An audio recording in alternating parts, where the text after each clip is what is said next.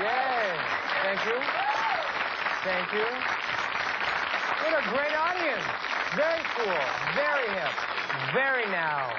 What a good audience. I feel very New York right now. I feel very, very area code 212. I do. I feel very Path Train. I just feel very 3rd Avenue, very East 67th Street. I feel like a performance artist. I feel very Yoko Ono right now. I do. I want to hang myself from these rafters nude and read the Declaration of Independence. I don't care how long it takes. It's spring. I'm spitting and I'm wearing... Why do people spit? It's frightening to me. I'm wearing a very, very, very tasteful, very conservative black suit. Because when I wear a black suit, I am the alternative everyman. When I wear a very tasteful black suit, I'm Donald Hollinger. I'm looking anxiously for that girl in the plaza of Lincoln Center. When I wear a black suit, all of a sudden I'm an ill-tempered, nasty yuppie assuming a loan. When I wear a black suit, all of a sudden, as if by magic, I become a high fashion model. With the IQ of a small dog. When I wear a black suit, as if by magic, I become a businessman flying to Tokyo in a 747, walking up a spiral staircase to a lounge.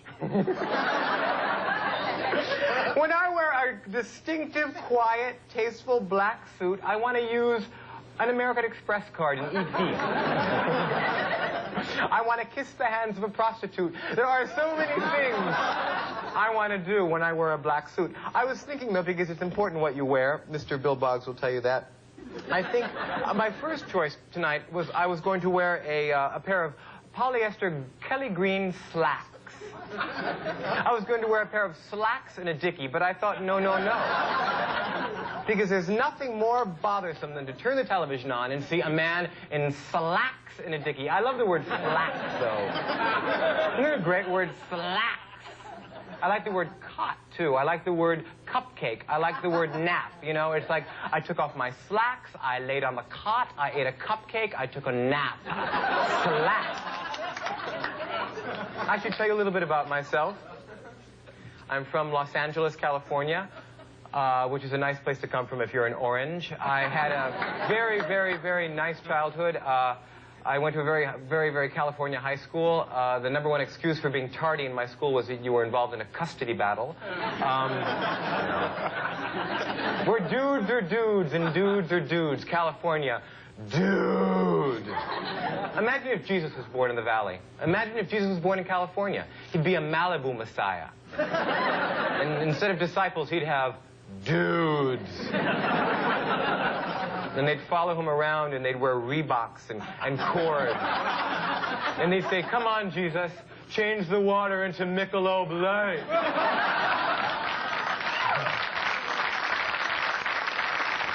But wait.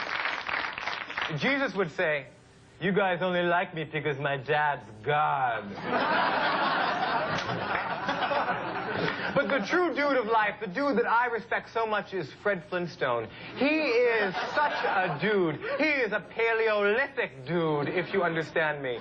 He is so cool. He's the only guy that I can think of that can wear a leopard muumuu and pull it off, you know? Very quiet, tasteful leopard spots, except Wilma. We've got to discuss Wilma for 1 second. She is on the prehistoric rag. She is unbelievable. She is the bitch goddess of the animated world. I'm telling you right now, Wilma's bone is on too tight, okay? Release the bone, Wilma. Let it go. Thank you very, very much.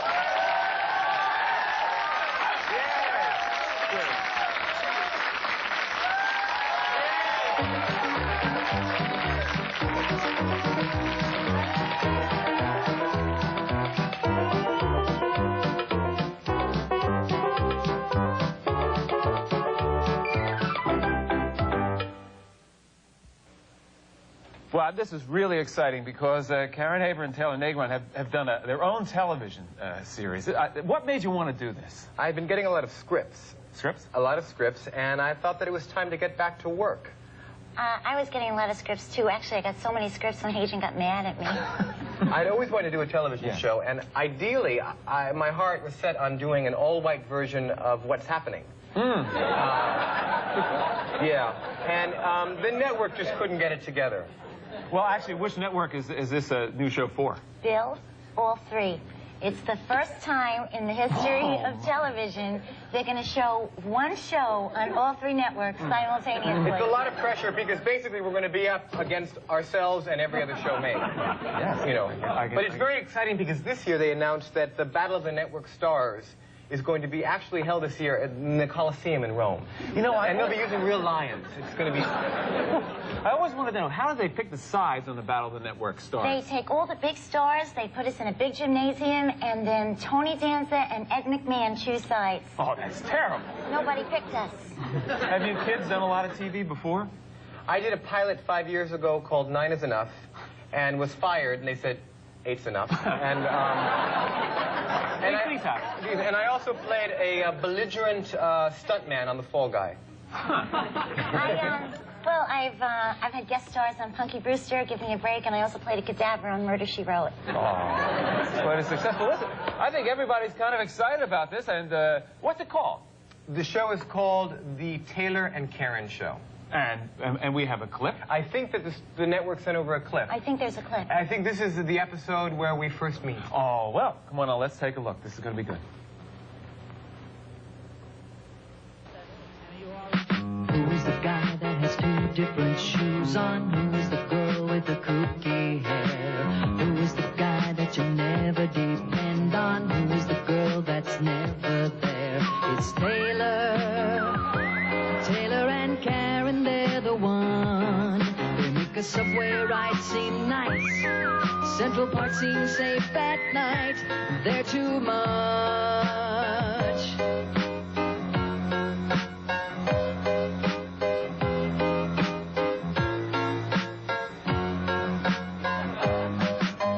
Who's the guy that you know you should run from? Who is the girl with the vacant stare? If you're in town and you happen to see them, don't take a chance, cause you gotta beware of Taylor and Karen, they're the one. They make a subway ride seem nice. Central Park seems safe at night. They're too much. They're too much. Doctor, last night I had the most peculiar dream. I dreamt that I was in a traffic jam in China. I spent the entire evening trying to parallel park in Peking. I was to follow some friends of mine to a party, and I lost the address. I was very lost. People were yelling at me and throwing foreign vegetables at me. That is a terrible dream. Well, I mean, I was an ordinary child until they changed Darren's on Bewitched. I mean, 1 minute there's Dick York, and then there's Dick Sargent. You don't do those kinds of things. My fear was that I would come home from school one day and have a new dad. I was on the dating game 15 times. I thought it'd be a good place to meet girls. All I won was rice-a-roni. I want a relationship. Why can't I meet anybody?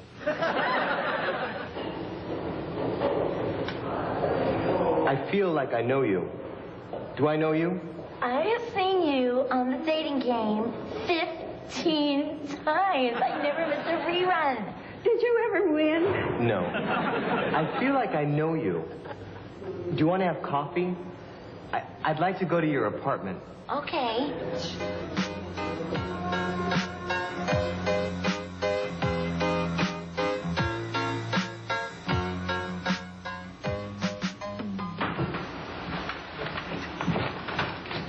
This is my apartment. You're not going to believe this. I have the exact same apartment. What? No, I have the exact same apartment. You have to come with me right now. You have to see my apartment. I have the exact same apartment. No, I have the exact same apartment. You're not going to believe I have the exact same apartment. The exact. Who's the guy that you know you should run from? Who's the girl with the vacant stare? If you're in town and you happen brace yourself. You're not going to believe this. We have the exact same apartment. Taylor, it's the same.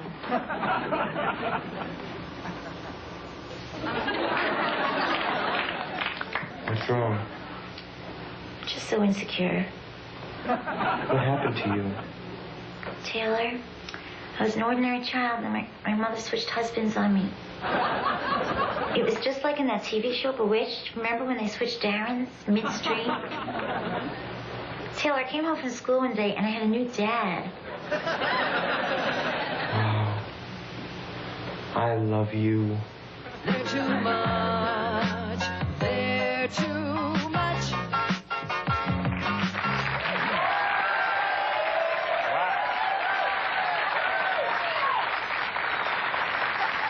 Well, I'll tell you, that is the kind of fresh entertainment that America needs today. Well, thank you. We're working right now to get Charlton Heston to play my father in the final episodes, but he's very expensive and he's a social friend. Anything else we should know about these I'm futures? not sure, but, you know, just to stay unique, I think we're going to be able to get a flying nun as our wacky next-door neighbor, and we're trying to get Haley Mills. Oh, this is Yeah. great. I'm so happy for you kids. Well, Absolutely. it's just the work that matters. It is. It's getting it together. Thank you very much. Thank you. Thank you, Bill. Coming up, Taylor's photo session right after this.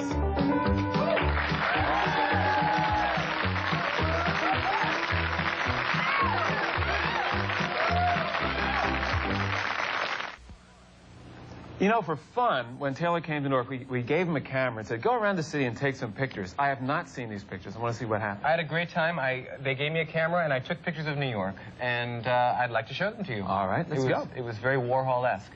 I always look for the hippest club to go to. This is an ultra hip club. What it is it seats one. It's a cab, and this incredibly gifted jazz musician plays Smoke on the Water on his horn, and he does an incredible light show with his blinkers. It's an amazing thing. This is my entourage. I rented them from Entourage Rentals. Right there on my left is Madonna, who is a brunette, and that is the El DeBarge family. A lot of these people were seen on the cover of the Sgt. Pepper album. None of them speak English. I went to a very, very celebrity-filled party. That's Robert De Niro and Gregory Hines, and in the middle is the man who played Pepito on the Real McCoys.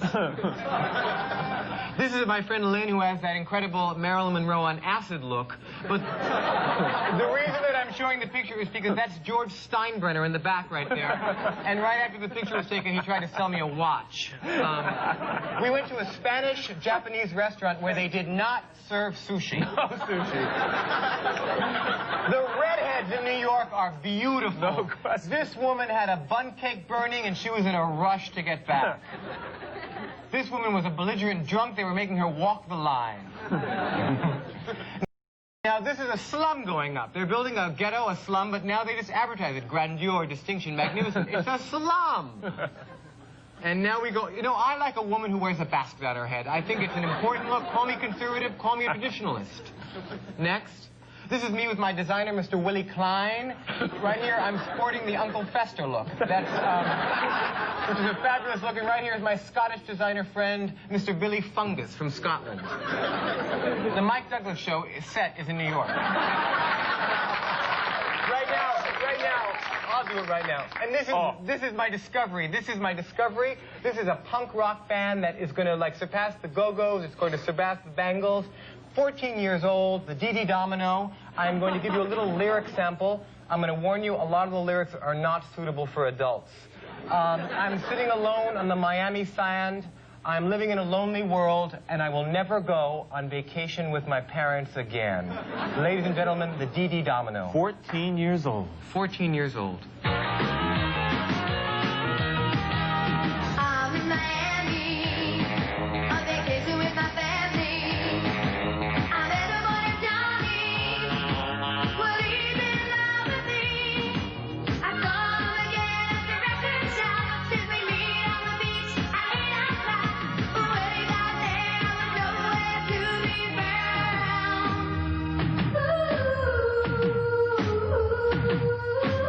Ooh.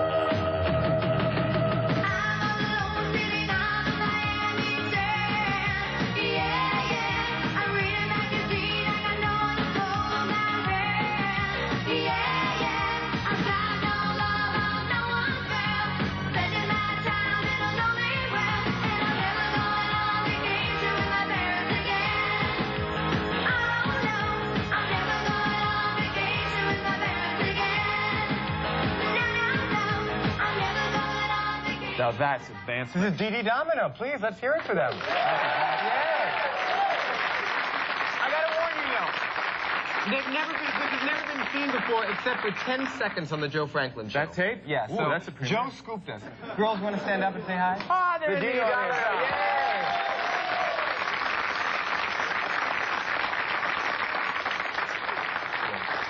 Imagine the careers they're going to have. They're going to have an amazing career. They're very Nabokovian. Right now, I want to introduce a friend of mine who is the lead singer for the Golden Palominos, which is a very, very, very fine group. And you can see their video on MTV. It's called Boy Go. And Sid Straw is her name, and she's on her way to the Montreux Music Festival in Switzerland. She's very, very talented, and her and I went to the 7th grade together. Please welcome my dear friend, Miss Sid Straw.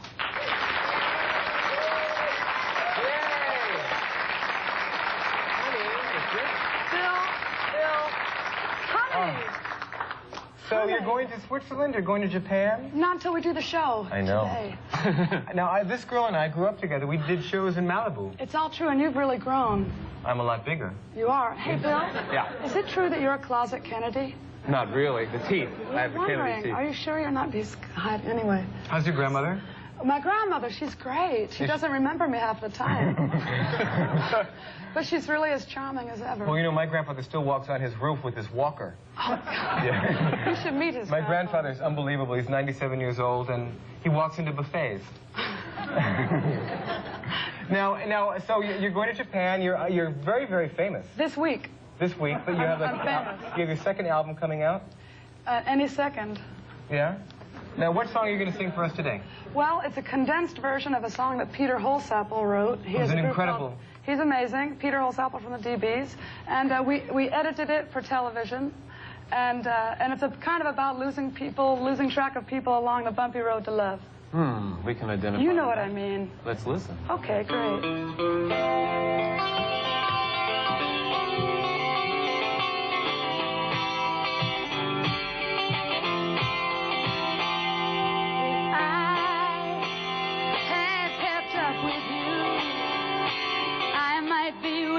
Still today, but you put on running shoes, and like a fool I watched you run away. And all this time the memory of you and all you put me through kept coming back. The obvious rang true, and I wonder just what we would do if I had just kept up with you. Ooh, I may be, but I'm better off by far. Times have changed, so have I, but I still wonder where you are. And I have my doubts that I never will find out, but that's okay by me. And I wonder just what we would do if I had just kept up with you.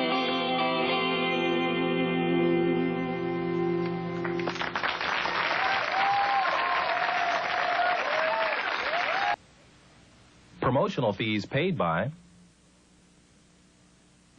Your feet have had a rough day. Soothe them with Isotoner Comfort Slippers. The perfect gift for Mother's Day at all fine stores. Joe Von Musk, for men and women, we help America stay sexy. Edge Plumbing. For hair clogs at their worst. Oh, it's for you.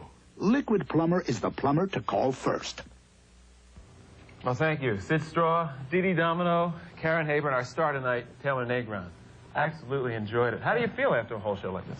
My moose is still standing up, so I feel good, you know. My hair is still antler firm. I feel very good. You've been doing some reading about Well, you know what? I just have to tell the world and alert them on the finest magazine I know. It's called Cat Fancy. What do you like about it? Because I like to know about the heartbreak of hairballs. Now... Look at this. How do you... Our cat's centerfold. That's shocking. That is really shocking. I'm embarrassed about this cat. That's something for your kitchen wall. Also, quickly on your new movie, The Whoopie Boys, which I understand you steal. Well, we don't know. I did a movie called The Whoopie Boys, and I have a movie coming out in October called Goober, The Forgotten Pile.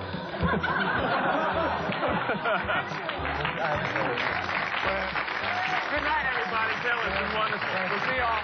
See you soon.